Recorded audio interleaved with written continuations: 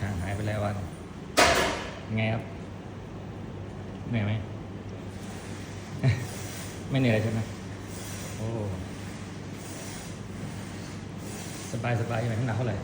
35 ว้าวน้ำหนัก35ชิวๆใช่ไหม ทำไมทำหน้างั้นฮะเป็นไงระบบไหม ไม่มีเสียงจะพูด วันนี้เราอยู่ที่ไหนครับ ในโฮเทลค่ะ ใครที่อยากสุขภาพร่างกายแข็งแรงนะคะหุ่นสวยหุ่นเพียวนะคะ อย่าลืมนะคะเลโฮเทลค่ะ ฟิตเนสเลยโฮเทล ฟิตเนสเลโฮเทลโรงแรมเลโฮเทลนะคะ ที่พักของกินลู่วิ่งสระน้ำครบ เฮ้ยนี่ไงเป็นไงโทษเรียนโฮเทลจังหวัดบุรีรัมย์เด้อ เอาคือปอกแปะ เหนื่อยไหม นิดหน่อย นี่หน่อยจัดไปงั้น